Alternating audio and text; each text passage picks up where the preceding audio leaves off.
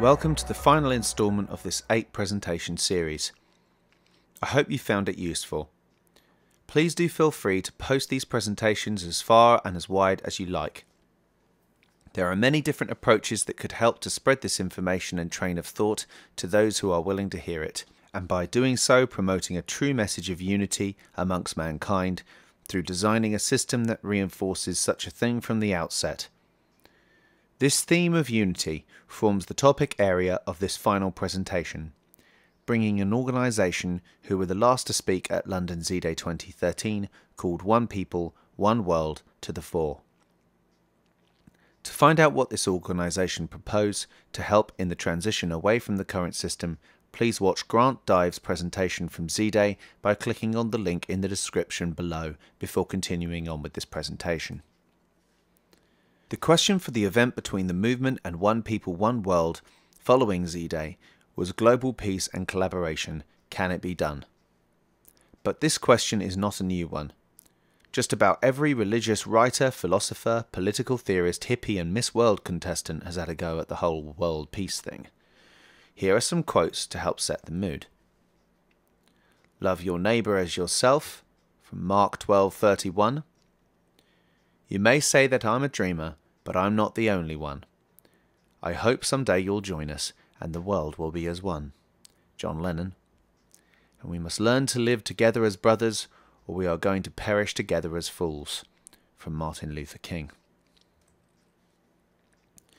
But for all this well-meant sentiment and wisdom, how are we actually doing on the unity front, both in terms of the explicit conflict of war and the more insidious violence of poverty? Well, this world spends what it would cost to feed every one of the billion people starving on it for a year in just 8 days on war. And in a world where 1% of humanity now owns 46% of the world's wealth, a figure up from 40%, 80% live on less than $10 a day, 50% on less than $3, and a sixth of this planet's human population are starving to death on less than $1.25 a day, something is clearly more than a little bit wrong with our method towards solving poverty.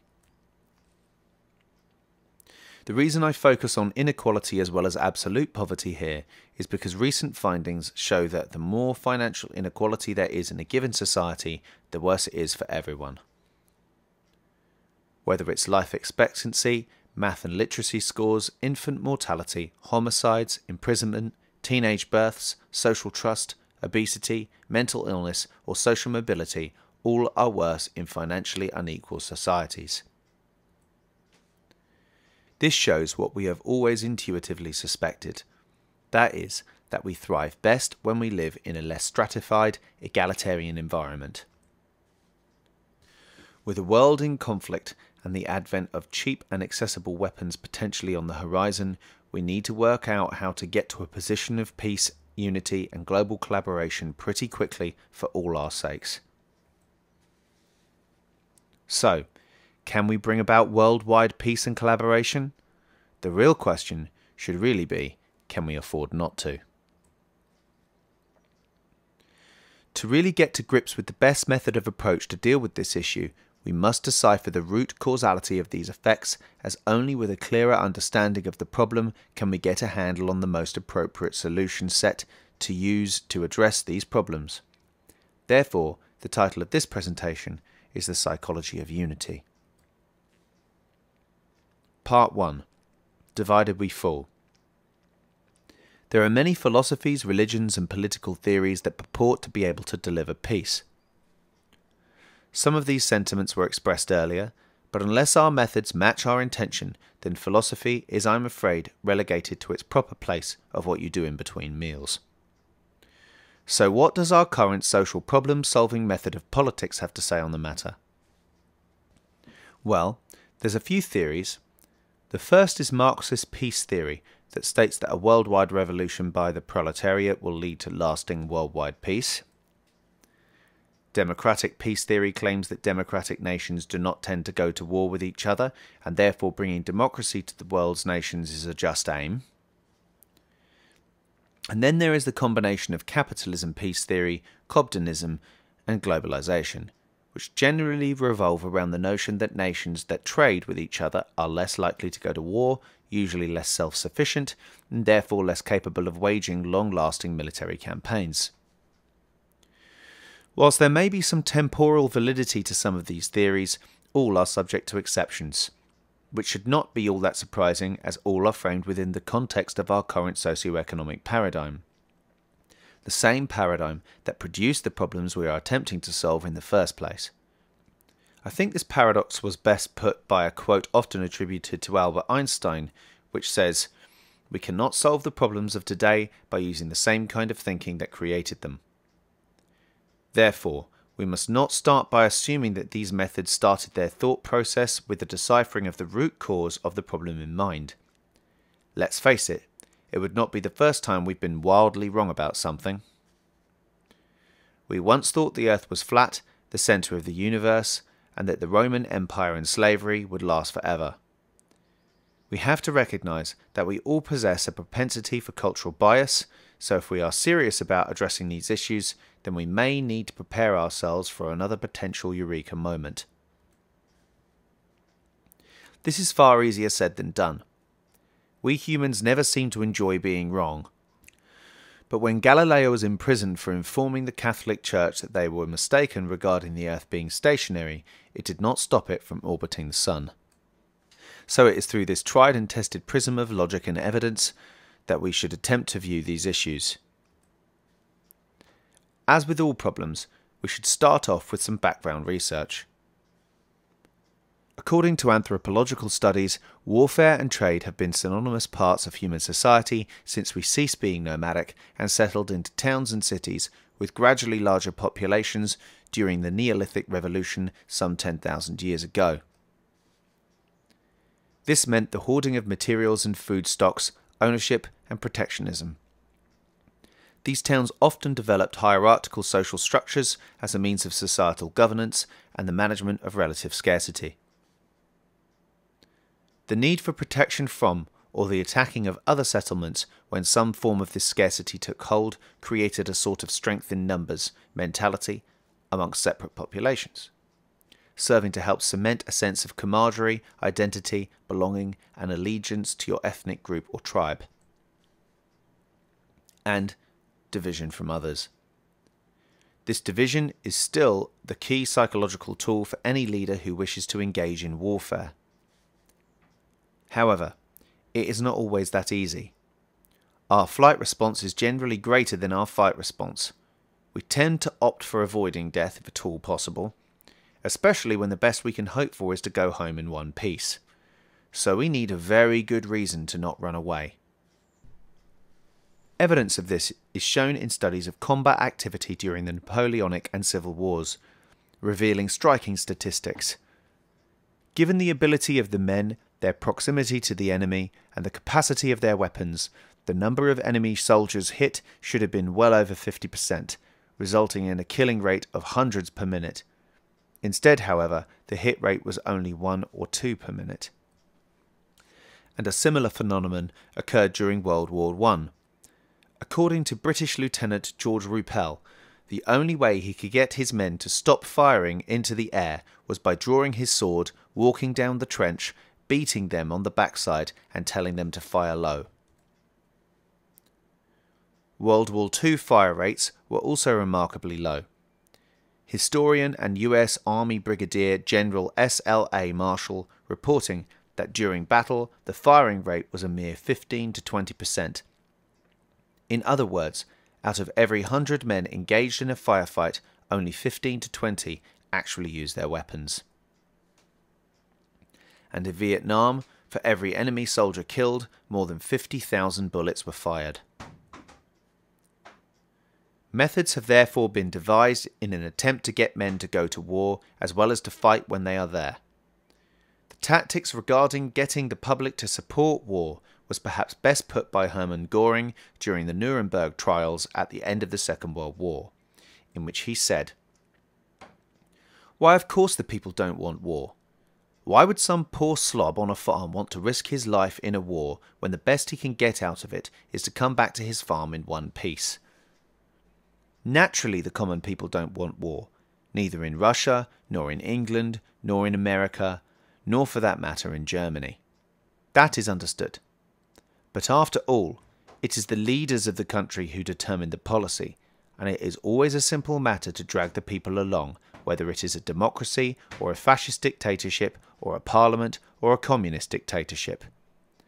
Voice or no voice, the people can always be brought to the bidding of the leaders. That is easy. All you have to do is tell them that they are being attacked and denounce the pacifists for a lack of patriotism and exposing the country to danger. It works the same way in any country. But war is not the only side of the story. Due to the varying levels of scarcity, individualized trade skills, and commodities another community could offer, trade was often preferable to conflict. The devised medium by which to express the value of this trade being money.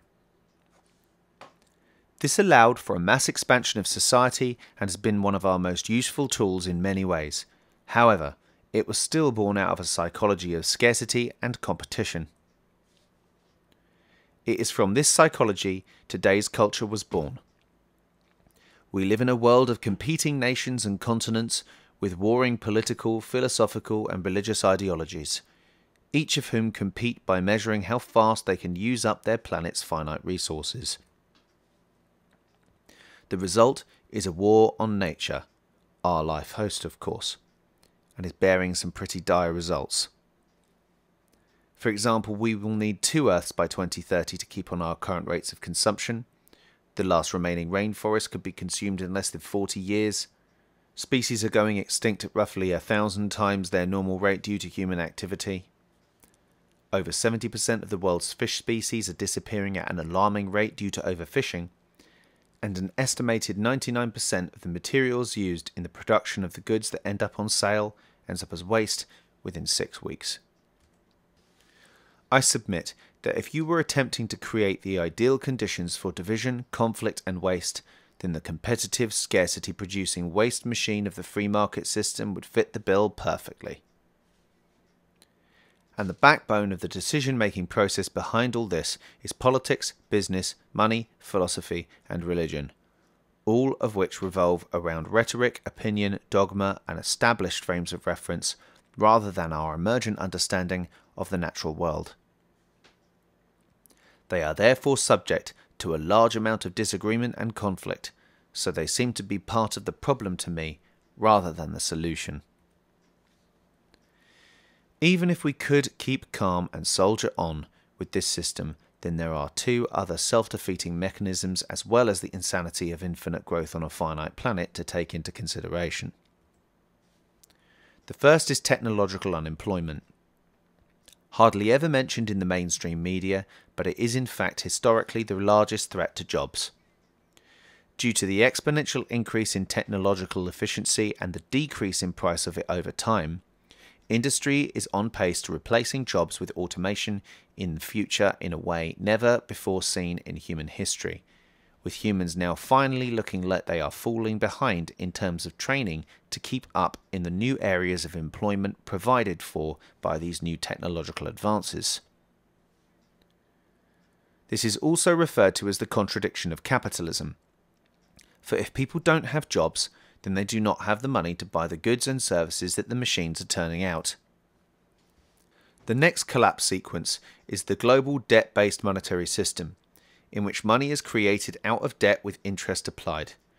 Interest that can never be repaid, for it never existed in the original loan to begin with, only adding more pressure to the pyramid scheme, which needs still more consumption with more phantom interest applied to keep this madness going, and so the cycle goes. Along with earning money for the sake of money sitting in a savings account being serviced by those taking out loans to pay off this interest, and a huge amount of money now being exchanged in the arena of financial trading, this all helps to create rising inflation, inequality, periodic debt collapse, increased consumption, and bankruptcy as a mathematical certainty. So the wave of change is on its way whether we choose to acknowledge it or not. What we change to is the question. Part 2. A Picture of Unity. I started this lecture series in March 2013 at the movement's annual awareness day, ZDAY in London. The title of my presentation that day was Joining the Dots, Drawing a Picture of Transition, as we hosted only exterior organisations that day, each of whom focus on a particular symptomatic aspect of the root cause problem the movement denotes in its materials. Since that day, I've attempted to highlight both the importance of and the limitations to each of these points of view. The reason for this is that without these groups establishing a dialogue and working together, then irrespective of how well reasoned and sophisticated their individual causes may be, divided, they are fighting an uphill battle, to say the least. However, we must also have a clear idea of the train of thought necessary to resolve the root cause of these issues, because all the unity in the world is not going to help if you are only willing to treat symptom rather than cause. Therefore, it is in this context that I will attempt to use the best decision-making method we have ever come to know of as a species, which has consistently provided a method for mankind to reach agreement, in an attempt to help join the dots of these organisations and paint a picture of lasting unity. And that method is the scientific method. Though science is rife with debate and conjecture, as well as being subject to misuse and corruption, its central methodology of observation and the repeatable testing of hypotheses against the benchmark of nature has produced surprising and awe-inspiring realizations about the reality in which we exist. And it is responsible for all of the wonders of the modern world around us, something we often take for granted, unfortunately, cursing our mobile phones for not being fast enough when we used to have to get saddle sore for 2 weeks to deliver an important message to someone. Along with our cynicism towards technology has come perhaps an even greater cynicism towards social change. Obama said change, and the game is still the same. Live Aid said Africa was going to be set straight, and it hasn't. And every charity worker who tries to stop us in the street to ask us to save the whales or dolphins or children, along with the endless automated and manned sales calls we get, does tend to make us just ever so slightly cynical. It seems that everyone wants $1 for something, and so do we, in turn making us indifferent to how technology works. We paid good money for it to work, so it should. Oscar Wilde perhaps put this best when he said, "What is a cynic? A man who knows the price of everything and the value of nothing." The profit motive, sure as hell, makes us cynical sometimes, doesn't it? I once had a meeting with someone who worked in marketing for a soft drinks and cigarette company, who summed up this sentiment rather well by asking me a question. He said, "James, do you know why these conspiracy theories are so believable?" "Because our system makes them believable." Someone always stands to gain at someone else's expense in the competitive gaming strategy of the free market. At its core, it is based on differential advantage, self-interest, and the preservation of real or contrived scarcity and inefficiency. This is the reason we have a referee in the form of government, to set laws in what is essentially a warlike system. Why are we always so surprised that a government is corrupt when it operates inside a system that rewards corrupt behaviour? What is lobbying if not an attempt to weigh the odds in your favour? What are patent laws if not a form of restriction? Our system is the corruption. The state is not separate from the market, it's its military wing. So to expect peace, unity, collaboration, equality of opportunity and sustainability from such a thing is, I am afraid, naive. It used to be the case that we did not possess the understanding and technological capability to sustainably produce and access abundance for all of humanity, overcoming the need to use the tool of money or barter as a means of social governance. This is now no longer the case. This once necessary social tool has simply outgrown its usefulness and is now working against our collective interests, so the question is one of a shift of values rather than one of technological capability to create and access abundance for the global population. Without the blockades of our dominant established social institutions and the inefficiency and scarcity inherent to the monetary market system, we could finally come together and create a lasting peace and unity for mankind.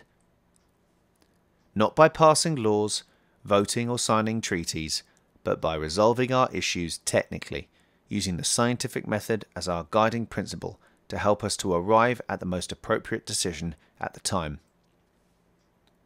Don't send ambulances to road traffic accidents. Use driverless cars that don't crash into each other.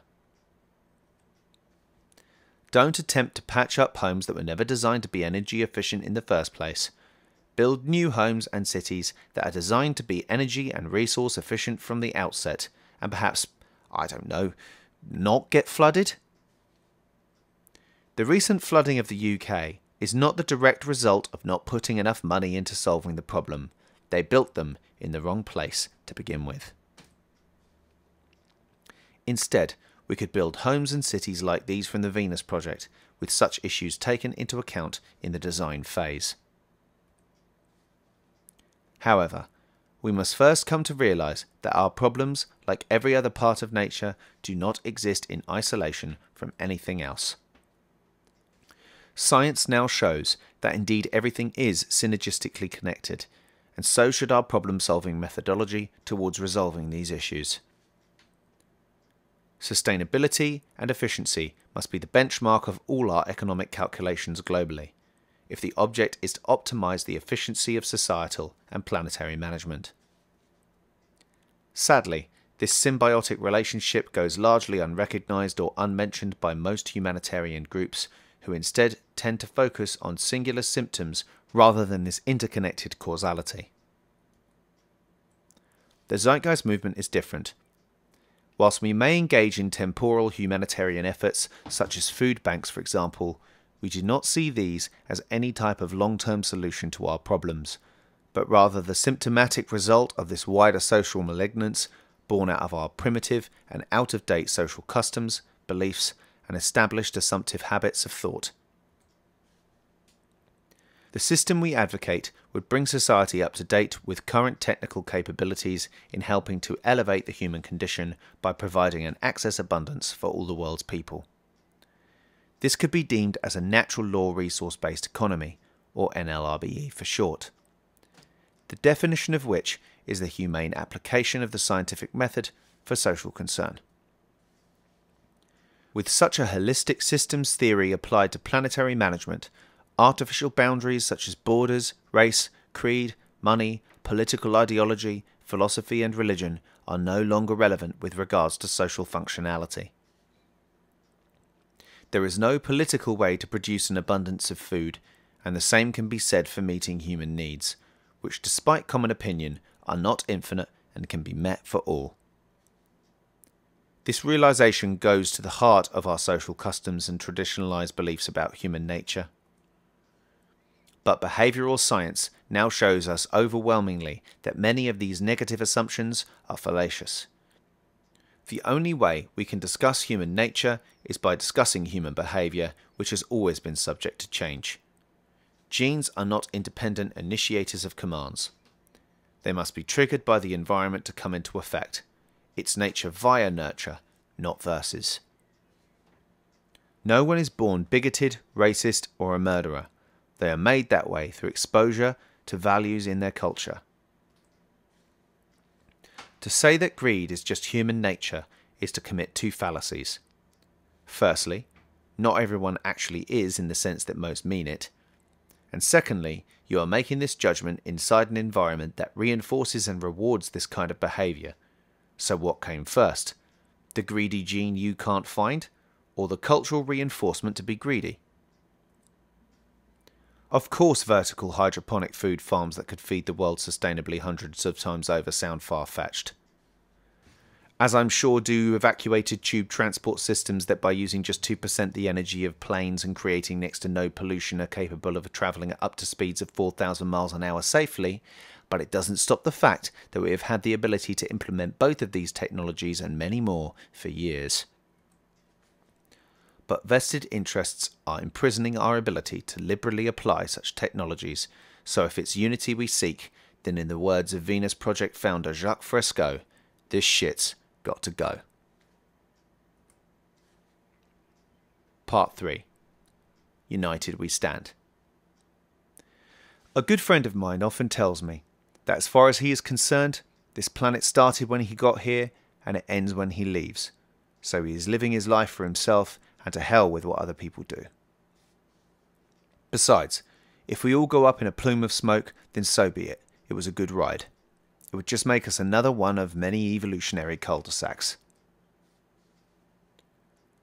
And to an extent, I agree with this sentiment. Taking a look at my species makes me despair on the odd occasion, but this actually only strengthens the case for an NLRBE rather than diminish it. This planet may well begin and end when you are born and die, but you still have to exist on it in the meantime. And what other people do does affect you, whether you like it or not. So if you are truly only living for yourself, then the NLRBE is the system for you. After all, why would you want to sit in traffic jams, have substandard housing, unnecessarily pollute your air supply, and intentionally surround yourself and your nearest and dearest with deprived people who might hurt you? That does not sound like self-interest to me. So whether you are out for yourself or a peace-loving hippie, it makes no difference, I'm afraid. Think of it as a sort of empathy dictatorship. There are more people alive today than have ever existed in the whole of human history. We are now more connected economically and environmentally than ever before, so the time for separation must come to an end for all our sakes. No human being should be welcomed to this planet by telling them that despite our fantastic technological capability, they must earn their right to life. Apart from being morally and ethically irreprehensible, it is actually not a very effective way of inspiring the next generation to become creative, passionate problem solvers. Why, when we could just employ more efficient, safe and sustainable technologies to support the human population, would we not do so? After all, that is what technology is for, isn't it? To make our lives easier? Why would we needlessly prop up a system in which 80% of people say they hate their jobs, and where in the most optimized version of a true economic system, 97% of them would not even need to be done by a human being? I'm pretty sure that these people did not describe this as their dream job when they were growing up. Doing a job like this would be the pits, if you ask me. Sorry, I couldn't resist. If we wish to change things, then as the phrase goes, we must become that change. That means that where possible, we should employ more abundant technologies, get off the grid, be mindful of who we bank with, buy local, stop buying into the materialist consumer lifestyle, and most importantly, advocate a system based on the promotion of harmony. Because perhaps that's the problem with promoting peace, as it always had to follow some sort of conflict. Perhaps we should instead be promoting harmony in all its forms, as it didn't have to follow conflict or peace. It's just about balance. A balance that a value shift to the employment of the scientific method for human and environmental concern could deliver for the entire human family. Because for a long time now, the world's religious leaders, philosophers and writers have been proposing notions of how the world can become a more peaceful, happy and joyful place in which for us all to live. But the ability to technically achieve the abundance required for such a globally collaborative system was never a reality until now. We've achieved so much as a species, and to our knowledge are the greatest evolutionary success story this universe has ever created. Quite simply, we are amazing, and together there is nothing we can't do. We've changed before, and we can do it again, but not without effort.